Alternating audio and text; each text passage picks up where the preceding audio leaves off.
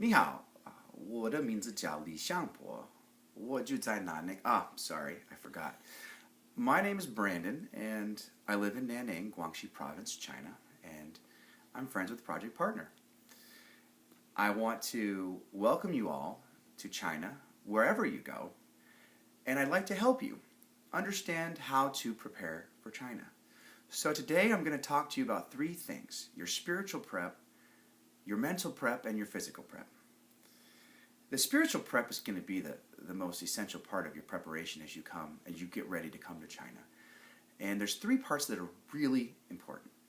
The first one is pray for a scripture, that the Lord would put a scripture on your heart that would be for you as you go to China. You use that scripture while you're in China, and it allows you to draw near to God during your times of difficulty when you're in China. Whether it be a cultural difference or just frustrations, that you would be able to have that would be very, very meaningful for you on this trip. The second one is to get prayer support. It's so important that when you go, you have people back home that are lifting you up as you travel, as you're there, and as you come home. The easiest way to do this is to just on your computer make a prayer card, put your picture on it, and then list some prayer requests. Some really good ones would be just pray for my health, that I'd be safe from sickness over there, that the Lord would remind me to wash my hands frequently, that I'd stay away from bad food. Safety, just walking down the streets in China is not as safe as it is in America. The streets are sometimes uneven. There's lots more traffic. Safety would be a big thing to put on your card. Also, that God's peace would guard your heart and mind from the beginning to the end of your trip, and that you'd have a hearing ear to God while you're there. Number two is, how will I handle differences? Think of Western culture as a straight line, American culture. We go from point A to point B to point C.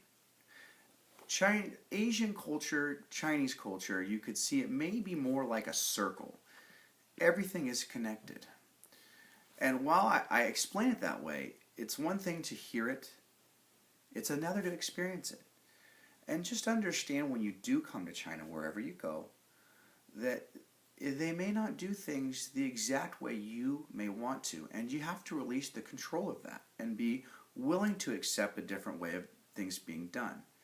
And that as you're praying in your quiet times for peace and patience, this is when that comes in, when the rubber hits the road.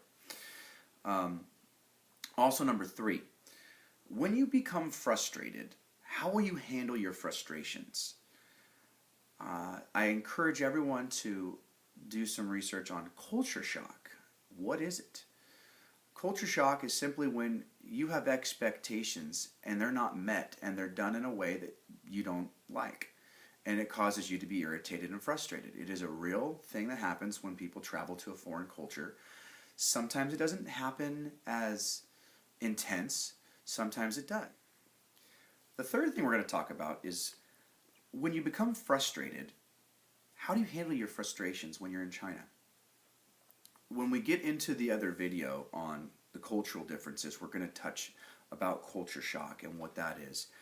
But just right now, mentally, begin thinking about this. When they do something that is different and I don't like it, what do I do? Because when you go 10,000 miles in a plane away from your home culture, that's a long ways away, and they're not always going to do things the same way you would do it, or that you would think how it should be done. And so it's just important that you're praying in your quiet times to have patience, and there are things you will be able to control when you're in China, and there's things you're not going to be able to control. And pray for God's patience to be in your heart and your mind to deal with those. So part three is, when you become frustrated, how will you handle your frustrations? I've had the blessing of being able to go on foreign mission trips to South America and to Japan, and I've been in China as well. It's always good to learn the phrase in their language of "it's okay, no problem." And where you're going to be going, the Mandarin is Mei Wen Ti.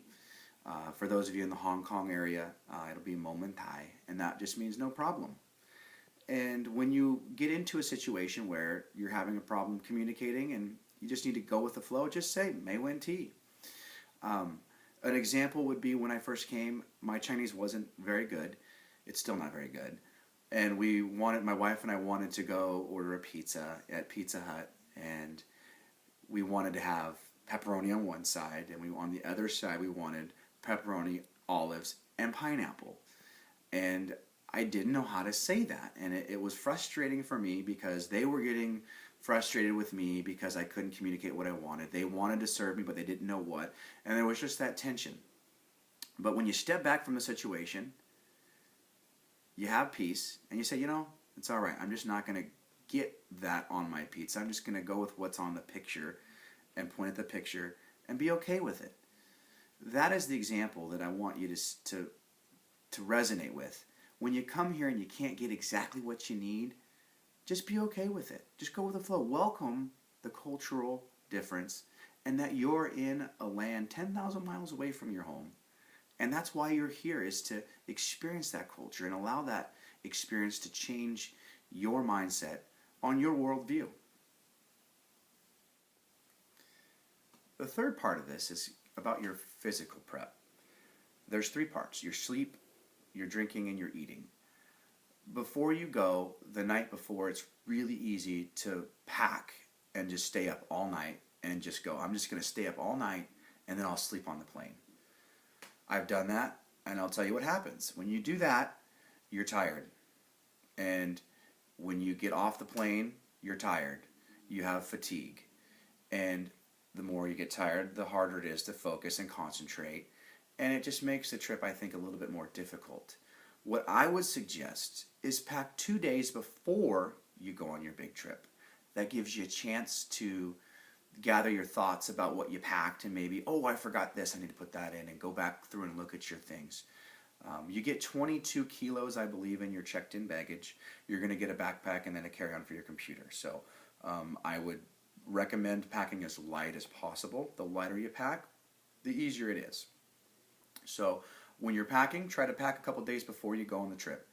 And just be aware of the weight requirements. You can buy little weight scales that you can check your weight, or if you've got a scale at home, you can just weigh yourself and then put your suitcase on and weigh, and the difference is how much your suitcase weighs. I've done that. Number 2, hydrate. Try to drink more water than you would normally during your day. You want to have a water bottle with you and be just sipping on water. Just be aware when you go through security checks at the airport, you can't have any water on you. You only no liquids. But once you get through the security check, you can go back and get water. And some of the stuff I'm saying is going to be simple, common sense stuff. But when you're in the heat of the battle and you're on your trip and you got your adrenaline rushing and you're ready to go on this awesome experience, sometimes it's easy just to forget the little stuff, and you got to take care of the little stuff.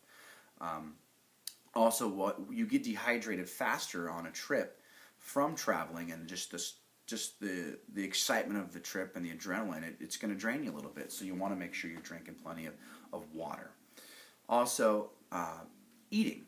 You're going to want to grab some healthy snacks in your backpack just to be able to snack on during the course of the trip if you do get hungry. I know it sounds simple, but having some granola bars or just some easy snacks in your backpack that are easy to get to will go a long way. For example, when we leave to come back to America to visit, we have an 1.5-hour flight to Hong Kong, and then from Hong Kong it's 11 to 12 hours depending on the tailwind. And then it's an 1.5 hours to Eugene. So do the math. That's a long time in a plane. And if you have snacks, it'll help you keep your energy level up, which means you're going to be more alert and have the energy to get through the trip. And the last part is you're going to want to check in with your travel doctor. Most cities here, I'm from Eugene, Oregon, and we have a travel doctor that we schedule an appointment and go in, and they look in their book, and it tells you all the different shots you're going to need to get. The different regions of China will require different shots to get. So just prepare for that. Some of those you'll need to load.